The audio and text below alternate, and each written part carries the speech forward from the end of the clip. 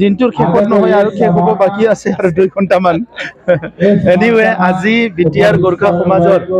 বাৰ্ষিক অধিৱেশন যোৱাকালিৰ পৰা চলি আছে শান্তিপুৰত গোৰ্খা সমাজে জন্ম লগ্নৰ পৰাই বিটিআৰ অঞ্চলৰ গোৰ্খাসকলক একত্ৰিত কৰা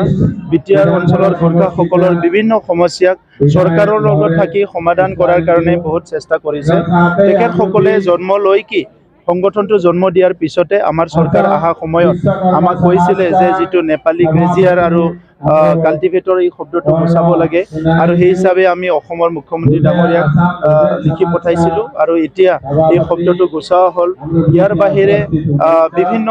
য'ত য'ত গোৰ্খাসকল আছে তাৰ স্কুল কলেজ ঠিক কৰা ৰাস্তা ঘাট ঠিক কৰা সকলো সমস্যাবিলাক তেখেতসকলে সদায় মাত মাতি আহিছে কাম কৰি আহিছে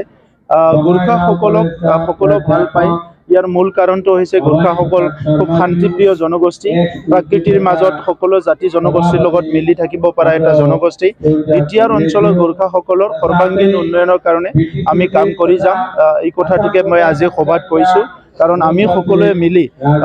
বিটিআৰটো গঢ়িব লাগিব আৰু বড়োসকলৰ দীঘলীয়া সংগ্ৰামত সদায় গোৰ্খাসকলে সমভাগী হৈ আহিছে সেইকাৰণে আমাৰ তৃতীয় যেতিয়া চুক্তি হ'ল এই চুক্তিত আমি এটা চুক্তিতে এটা গোৰ্খা ভৱন আমি দাবী কৰি আনিছোঁ আৰু এই গোৰ্খা ভৱন অতি শীঘ্ৰে চিৰাং জিলাতে নিৰ্মাণ হ'বলৈ গৈ আছে লোকসভা নিৰ্বাচনত গোৰ্খাসকলৰ স্থিতি কেনেকুৱা হ'ব কি জনালে